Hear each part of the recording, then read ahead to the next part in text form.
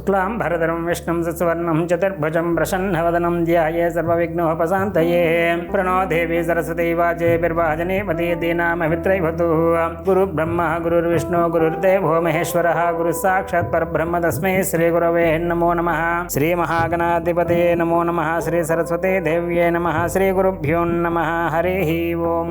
JMK TV ప్రేక్షకులకు శుభోదయం. తేదీ 3/3/2026 గ్రస్తోదయ కేతుగ్రస్త చంద్రగ్రహణం ఉన్నటువంటి కారణంగా చేసుకోవలసినటువంటి విధి విధానాల కోసం మనం తెలుసుకునేటువంటి ప్రయత్నం చేద్దాం. ఈ సంవత్సరం పాల్గొన శుద్ధ పౌర్ణమి అనగా మార్చి 3వ తారీఖుని మంగళవారం నాడు మధ్యాహ్నం 3:20 మన భారతీయ కాలమానం ప్రకారం 3:20 నుండి సాయంత్రం 6:43 వరకు కూడా ఈ యొక్క గ్రహణం ఉన్నటువంటి సందర్భంగా ఇది చంద్రగ్రహణం కావున మనకి సూర్యాస్తమయం అయితే గాని చంద్రుడు కనిపించడు కాబట్టి మన విశాఖపట్నం అనకాపల్లి ప్రాంతాల వరకు వాళ్ళకి సూర్యాస్తమయం అనేటటువంటిది 6:04 ప్రారంభమవుతున్నటువంటి సందర్భంగా సూర్యాస్తమయం అయిన తర్వాతే గ్రహణ నియమాలు పాటించవలసి ఉంటుంది. మన విశాఖపట్నం ప్రాంతం వాళ్ళు 6:04 నుండి ఈ యొక్క గ్రహణ సమయాన్ని పాటించి 6:47 వరకు ఉంటుంది. అంటే సుమారు 43 నిమిషాల పాటు ఈ గ్రహణం మనకి కనిపిస్తుంది. కాబట్టి 6:04 పట్టు స్నానం చేసి, పట్టు స్నానం చేయటం వల్ల చాలా చాలా పుణ్యప్రదం అన్నమాట. ఖచ్చితంగా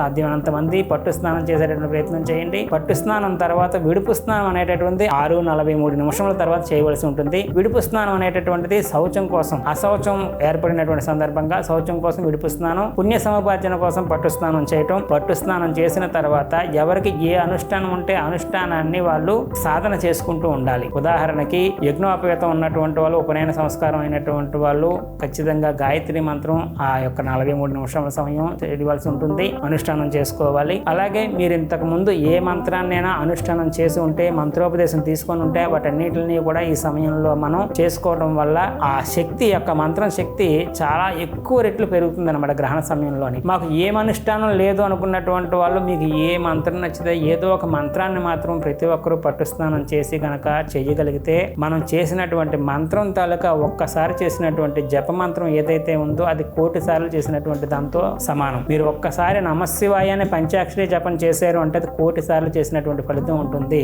ఓం నమో నారాయణాయ ఒక్కసారి చెప్పగలిగితే గనక అష్టాక్షరి 1,000,000 సార్లు చెప్పినటువంటి ఫలితం పడుతుంది. కాబట్టి ప్రతి ఒక్కరూ కూడా ఈ 6:04 నుండి 6:47 దాకా కూడా ఈ ఉన్న 43 నిమిషాల సమయాన్ని సద్వినియోగం చేసుకొని పుణ్య సముపార్జనకి చాలా చాలా సహకరించేదిగా దీన్ని వినియోగించుకునేటువంటి ప్రయత్నం చేయండి. అలాగే ఈ యొక్క గ్రహణం కేతువు పడుతున్నటువంటి సందర్భంగా పుబ్బా నక్షత్రం సింహరాశిలో ఈ యొక్క గ్రహణం పడుతున్నటువంటి సందర్భంగా సింహరాశి వారు ఈ యొక్క గ్రహణాన్ని చూడకుండా ఉండడం చాలా చాలా మంచిది.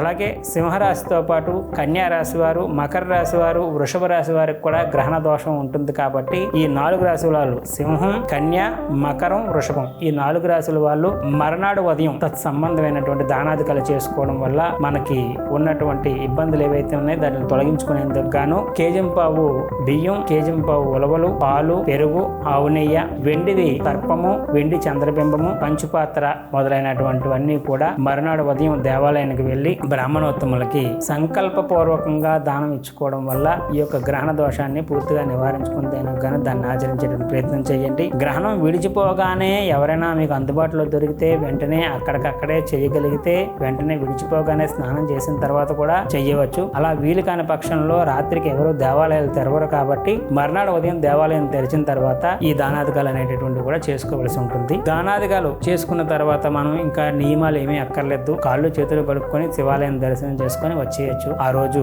తిండి విషయంలో గట్రా నియమాలు ఏమి ఉండవు. గ్రహణం రోజు మాత్రం సాధ్యమైనంత వరకు రోజంతా కూడా ఉపవాసం చేయడం చాలా మంచిది. రోజంతా ఉపవాసం చేయలేనటువంటి వాళ్ళు ఉదయం 10 లేదా 10:30 సమయంలో అల్పాహారం చేసేసి మళ్ళీ గ్రహణం విడిచిపోయిన తర్వాత అనారోగ్యంతో ఉన్నటువంటి వాళ్ళు, చిన్నపిల్లలు మొదలైనటువంటి వాళ్ళందరూ కూడా గ్రహణం విడిచిపోయిన తర్వాత స్నానాదికాలు ఆచరించి ఇల్లు గట్రా శుభ్రం చేసుకొని ఆ తర్వాత ఏమైనా వంట చేసుకొని తినేటటువంటి ప్రయత్నం చేయండి. అల్పాహారమే తేలిగ్గా అరిగేటువంటి అల్పాహారం తినేటువంటి ప్రయత్నం చేయండి. గ్రహణం అనేటటువంటిది ఎప్పుడూ కూడా మనకి పుణ్య సముపార్జన చాలా చాలా సహకరించేదిగా దీన్ని ఎక్కువ అనుష్ఠానం చేసేటటువంటి ప్రయత్నం చేయండి. తదనుగుణంగా మనం పుణ్య సముపార్జన చాలా కోట్ల రెట్లలో చేసుకునేటటువంటి అద్భుతమైనటువంటి అనుగ్రహంగా భావించి దీన్ని ఎక్కువ మంది సాధన చేసేటువంటి ప్రయత్నం చేయండి. అలాగే పుబ్బా నక్షత్రంలో ఈ యొక్క గ్రహణం పడుతుంది కాబట్టి పుబ్బా నక్షత్రం తాలూకా మిగిలినటువంటి నక్షత్రాలు, పుబ్బా నక్షత్రం శుక్రుడి తాలూకు నక్షత్రం, శుక్రుడి తాలూకు మిగిలిన నక్షత్రాలు ఏవైతే ఉంటాయో భరణి, పుబ్బ, పూర్వాషాఢ ఈ 3 నక్షత్రం వాళ్ళు కూడా ఈ గ్రహణ గ్రహణం తాలూకా దానాధికాలు శాంతులు చేసుకోవడం చాలా చాలా ఉత్తమంగా చెప్పబడుతుంది. కాబట్టి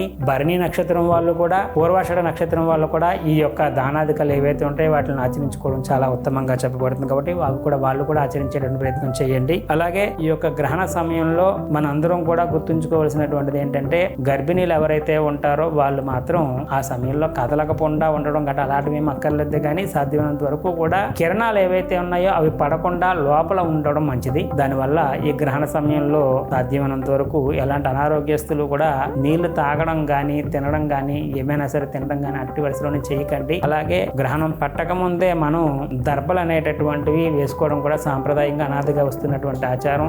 దర్భలు ఏవైతే ఉన్నాయో వాటిని నిల్వ ఉండేటటువంటి ప్రదేశాల్లో గటాను ఆ దర్భలు వేసుకొని, దేవాలయం విషయంలో కూడా నియమాలు ఏంటంటే, ఉదయాన్నే సూర్యోదయానికి ముందు దేవాలయం తీసేటటువంటి సాంప్రదాయం ఉన్నటువంటి దేవాలయాల్లో సూర్యోదయం అంటే 3వ తారీఖు పొద్దున్న సూర్యోదయానికి పూర్వం ఎవరైనా దేవాలయం తీసి సంప్రోక్షణ చేసి దేవుడు చేసేటటువంటి నిత్య పూజాదికలు ఏవైతే ఉన్నాయో చేసేసి వెంటనే తలుపులు వేసేయండి. సూర్యాస్తమయం తర్వాత దేవాలయం తీసేటటువంటి దేవాలయాలు ఏవైతే ఉన్నాయో అవి ఆ రోజుకి తీయకుండా మళ్ళీ మరుసటి రోజు అంటే 4వ తారీఖునే తీసుకుని సంప్రోక్షణ చేసుకోవాలి. వాళ్ళు దర్భలు కూడా ముందు రోజే 2వ తారీఖునే వేసేసుకోండి. సూర్యోదయంకి ముందే మేము దేవాలయం ప్రతిరోజు తీస్తాం అనుకునేటటువంటి వాళ్ళు ఎవరైతే ఉన్నారో వాళ్ళు మాత్రం 3వ తారీఖు తెల్లవారుజామున దేవాలయం తీసి సంప్రోక్షణ చేసి దర్భలు పూజాదికలు నిర్వహించి దర్భలు వేసి తలుపులు మూసేయడం చాలా చాలా మంచిది. కనుక ఈ గ్రహణం అనేటటువంటిది అందరూ కూడా ఎటువంటి భయభ్రాంతులకు గట గురి కాకుండా దాన్ని సద్వినియోగం చేసుకొని ధరించేటువంటి ప్రయత్నం చేయండి. హరి ఓం తత్సత్ బ్రహ్మ అర్పణమస్తు. సర్వం శ్రీ ఉమామహేశ్వర అర్పణమస్తు. స్వస్తి. జ్యోతిష సలహాలకై సంప్రదించండి కోమలాపల్లి చౌడేశ్వరి నందన్ శర్మ, ప్రముఖ జ్యోతిష సిద్ధాంతి, ఆధ్యాత్మికవేత్త. శ్రీ చౌడేశ్వరి జ్యోతిషాలయం, చినరాజుపేట, అనకాపల్లి. Phone number 8500267002.